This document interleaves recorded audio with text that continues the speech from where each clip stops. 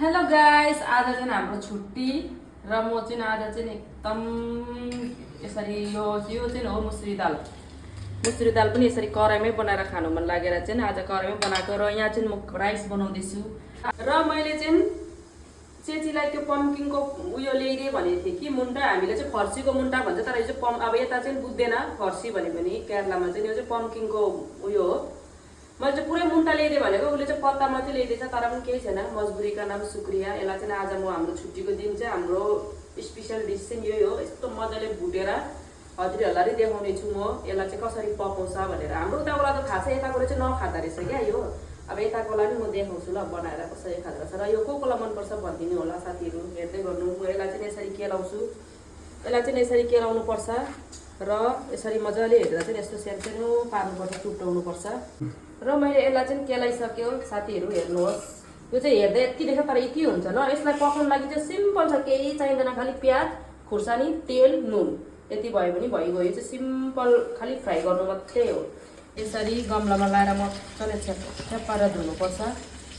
मेरो बुढाले लसुन केलाउँदैछ, अचार बनाउने अरे टमाटरको कुच्चाएर, टमाटर पोलेर रेडी गरेको छु, खुर्सानी। र यो चाहिँ हो हाम्रो अचार पिस्ने।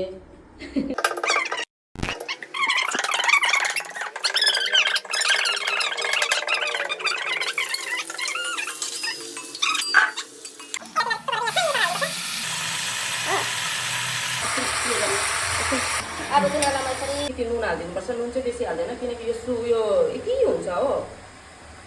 यसलाई चाहिँ यसो हालिदिएर चाहिँ त्यहाँदेखिको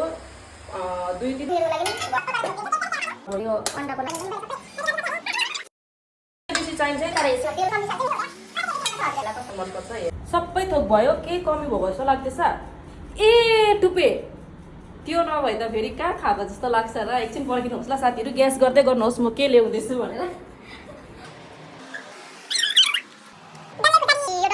खाएको जस्तो कहाँ लाग्छ र पुरै त्यो मात्रै खाएर हुँदैन, यो चाख्नु नि यो कस्तो भएछ। फर्सीको मुन्टा यत्रो टाइम बादमा खाएको हामीले चाहिँ ममा कस्तो लाग्यो। फर्सी जस्तो लाग्यो।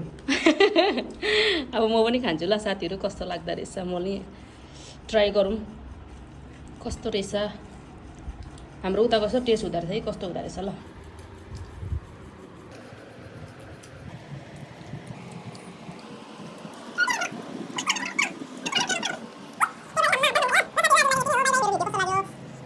गरिदिनुहोस्, राम्रो लाग्यो भने हजुरलाई।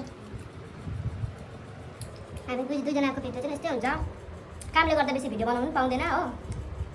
Okay bye bye, thank you for watching.